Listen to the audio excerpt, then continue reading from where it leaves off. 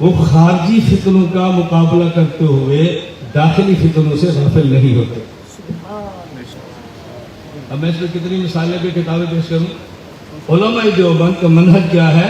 وہ خارجی فتنوں کو دیکھتے ہوئے داخلی فتنوں سے کبھی بھی نظر انداز نہیں کرتے. شیخ الہند ہے، جنگ کس سے ہے؟ خارجی فتنوں سے. خارجی فتنہ کون کیا؟ انگریز کا. ساتھ کس کو رکھا ہے؟ ہندو کو. ساتھ کس کو رکھا ہے؟ سکھ کو. سب کو ساتھ رکھا ہے. شیخ الہند خارجی فتنے سے لڑنے کے لیے سب کو ساتھ ملایا ہوا ہے، لیکن ساتھ والے نے اشتہار لکھ دیا.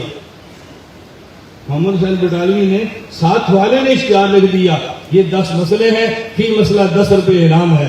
شیخ الہند نے فوراً کتاب لکھی، ادلہ کاملہ، فوراً لکھی. ادھر سے پھر کتاب کا جواب آیا، مفتاح الادلہ.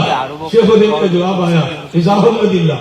تو شیخ الہند خارجی فتنوں سے لڑ رہے تھے، داخلی فتنوں کو چھیڑتے نہیں تھے، لیکن داخلی فتنہ سر اٹھائے اس کے سر کو دباتے ہیں. علماء دیوبند کا منہج.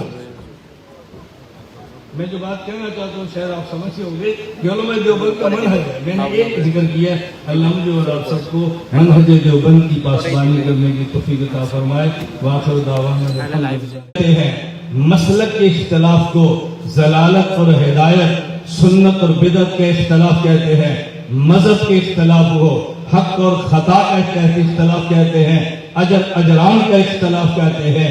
راج مرجو کا اختلاف کہتے ہیں. اولا خلاف اولا کا اختلاف کہتے ہیں. اور منہج کے اختلاف کو نہ کفر کہتے ہیں، نہ بدعت کہتے ہیں، نہ خطا کہتے ہیں. طریقہ کار ہر دور میں بدلتا رہتا ہے. طریقہ کار بدلتا رہتا ہے، پالیسیاں بدلتی رہتی ہیں، اصل چیزیں کبھی نہیں بدلتی. پھر سمجھے ذرا، ہمارا دین بولیے اسلام ہے. ہمارا مسلک اہل سنت والجماعت ہے. ہمارا مذہب احناف ہے. ہمارا منہج دیوبند ہے.